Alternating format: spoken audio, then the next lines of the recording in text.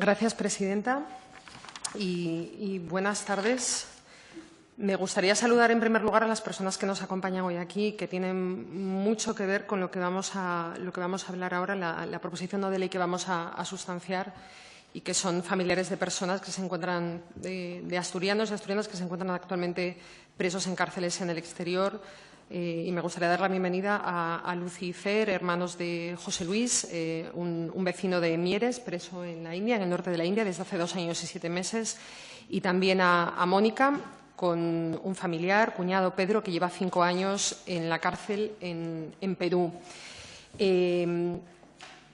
No solamente José Luis y Pedro se encuentran en cárceles en el exterior, hay al menos 20 personas asturianas que actualmente se encuentran en cárceles fuera. Tenemos una persona en Argentina, una en Bolivia, una en Colombia, al menos 6 en Perú, también en cárceles en la Unión Europea, una en Alemania, Francia, Italia o Portugal. Y este son el grupo de personas que, cuando los consulados les realizan una primera visita, deciden que se les indica a su familia su situación jurídica, por lo tanto se conoce su lugar de procedencia y podemos identificarlos fácilmente. Hay otro grupo de personas, aquellas que se acogen a la Ley Orgánica 15/1999 de 13 de diciembre de protección de datos de carácter personal y que deciden que esa información deciden no facilitar esa información al Ministerio de Exteriores. No obstante, entre esas personas hay identificadas al menos 3, una en Perú, una en Ecuador y una en la India, que están en estos momentos se encuentran en prisión. El Estatuto de la Ciudadanía Española en el Exterior, aprobado mediante Ley 40/2006 de 14 de diciembre, que se configura como el marco jurídico que garantiza a las personas residentes en el exterior el ejercicio de sus derechos y deberes constitucionales, establece en su artículo 5 la asistencia y protección por parte de la Administración General del Estado y las comunidades autónomas, en el marco de sus respectivas competencias, de aquellas personas residentes en el exterior que se encuentren en situación de necesidad.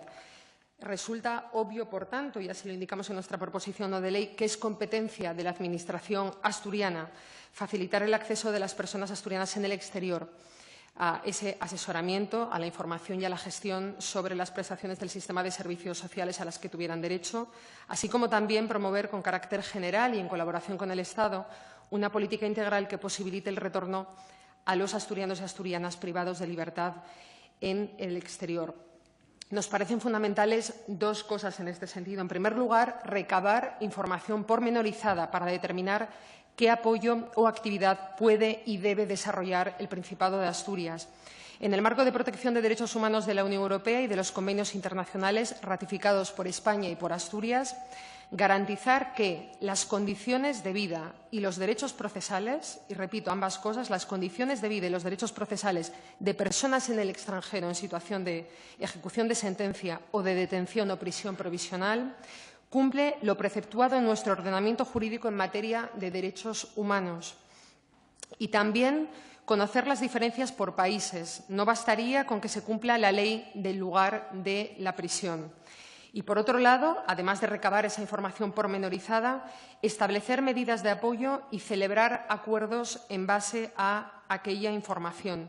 Y todo ello debe abarcar una serie de medidas. En primer lugar, apoyo a las familias asturianas, psicológico y jurídico, conocer qué es lo que va a pasar, qué recursos o con qué recursos se cuentan frente a la sentencia. En ese sentido, debemos decir que desde la Administración asturiana no se ha dado ningún apoyo a estas familias de personas asturianas presas en el exterior hasta la fecha, más allá de mantener una reunión protocolaria. Nos parece fundamental y, además, nos parece que esta medida no costaría absolutamente nada, prestar ese asesoramiento, como decimos, o ese apoyo psicológico, sanitario y legal. Insistimos, a esa persona y a su familia. Necesitan saber qué va a pasar y de qué recursos disponen cuando se enfrentan a un idioma y a un sistema procesal que son desconocidos. Hay cuestiones fundamentales como son los plazos, que son vitales, y es vital conocerlos.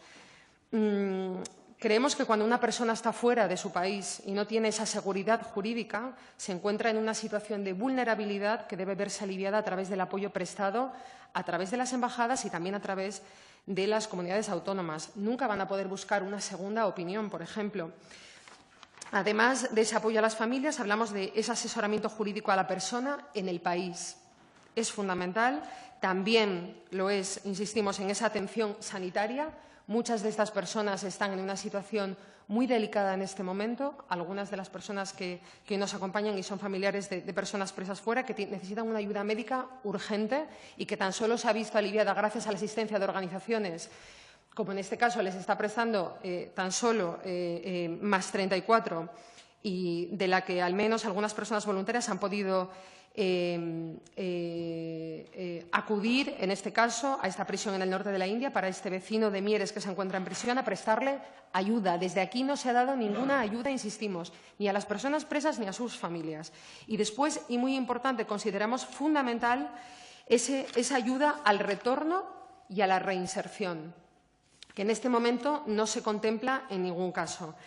Una proposición no de ley de iguales características ha sido aprobada ya en los parlamentos autonómicos de Castilla y León, Castilla-La Mancha, Galicia, Baleares, Andalucía y Canarias y ha dado lugar a acuerdos que están facilitando esa asistencia a esas personas en el exterior.